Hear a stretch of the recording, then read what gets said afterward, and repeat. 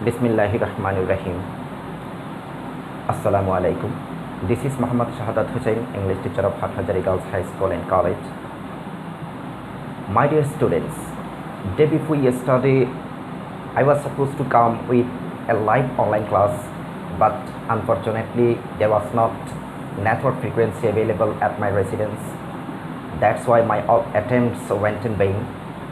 So now today I have decided to upload a recorded class for you. I think you will enjoy this class with necessary materials and you will practice what I will discuss in my class. So my dear students, today I have decided to discuss about changing voice with cognate, factitive and reflexive objects.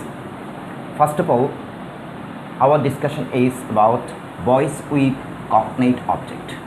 Before going to the structure, we should know what a cognate object is. A cognate object is a kind of object which is etymologically related to the verb of the sentence. If you see the meaning of the object, you will get the meaning is very similar to the verb. That means if we get a similar object of a verb, the object will be cognate object. So if you see the structure of active voice with cognate object, you will get this structure. At first you will get the subject, then verb plus cognate object. If you want to make it passive, you have to use cognate object in the beginning, then you have to use auxiliary verb according to the structure of tense of the sentence. Then you have to use verb past participle, then you have to use by, then you have to convert your subject to object. My dear students, see this example. Example number 1. Shihab thinks a great thought. Here a great is the meaning of a great thought is similar to this verb, and that's why this is cognate object. At first we will write here the cognate object, then this is in present indefinite tense, and that's why we have used here is, because this is third person singular number. Then we have used here thought. This is the past participle form of things. Then we have used by, then we converted the subject to object. Now example number 2, they ran a race. So according to meaning, this is very close to this verb, and that's why this is also a cognate object. So at first place cognate object in the beginning, then you have to use auxiliary verb according to tense. This is past indefinite tense because after the subject we see that the verb is in past form, so this is past indefinite tense. That's why we have used here was, because this is third person singular number. Then we have used here past participle of verb run, ran, run. So we have used here run, then by, then we converted the subject to object. Then in this way, the third example is also like that. She dreamed a tremendous dream. Here a tremendous dream is the cognate object of this verb, so we have put here a tremendous dream. Then according to structure of tense, we have used here was, then past participle of verb dreamed, dream, dreamed, dreamed, then by, then objective form of the subject. So in this way, in our daily conversation, we have to use both active and passive form if we need. Dear students, now our discussion is on voice with factitive object. Before going to the structure, we should know about factitive object. Now I am telling you about factitive object. Factitive object is a kind of object which is the resulting condition of the verb. That means here you see, here the verb is elect, then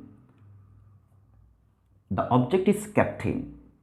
So captain is the result of the action of this verb. That means the result of the election is captain. The elected captain is the result of that election. So you worked to get this result. They worked to get this result. Here you see Mr. Shah teaches us English. So here English is the factitive object. Why? Because it is the result of this verb teach. Teach. He teaches a subject. So what is the subject? The result is English. Here they made him chairman. Some people worked to make a person chairman, and their result of their working is chairman, and that's why the chairman, the object is factitive object. Now I think you have come to know what factitive object is. So I am going to the structure. In active voice, if you see, you will get subject, then verb. Here will be another object, you can say main object, then factitive object. If you want to make it passive, you have to convert your object to subject. This object will be subject, then you have to use auxiliary verb, then you have to use past participle form of verb, then you have to use factitive object, then by, then you have to convert the subject to object. Now see the example. We elected her captain.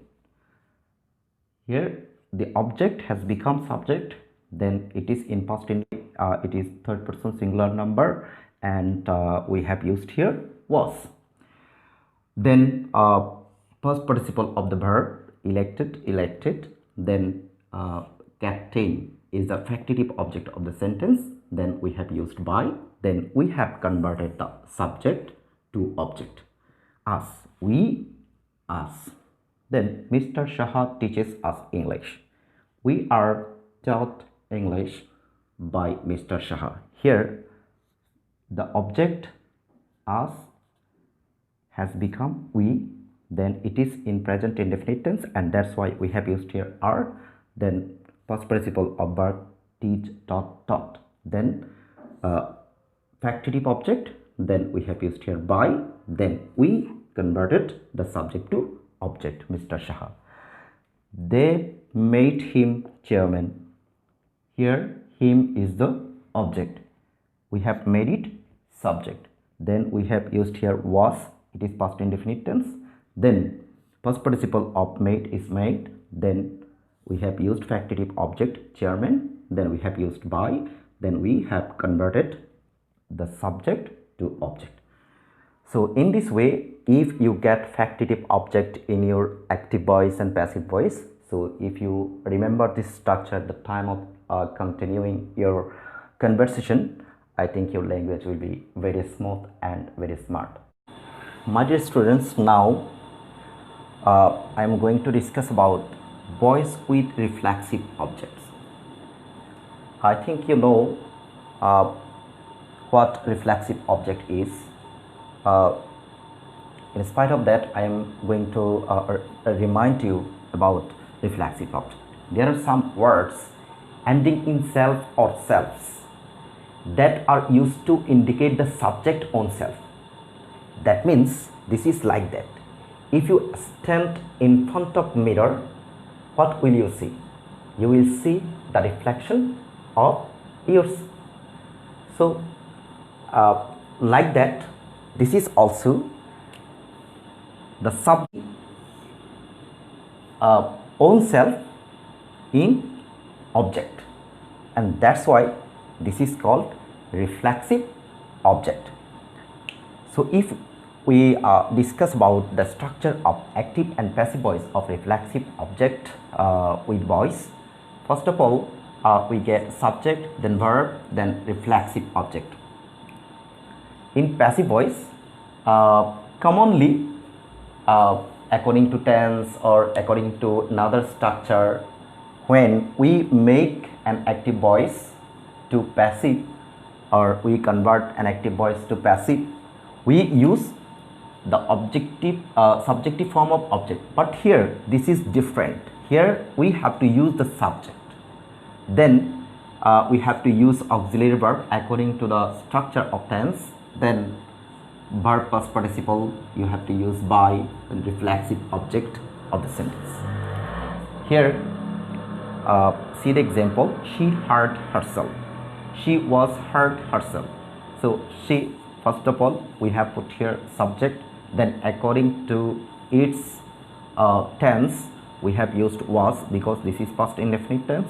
Then hurt is the past participle form of hurt. Hurt. Then reflexive object we have to use here by. She was hurt by herself. Then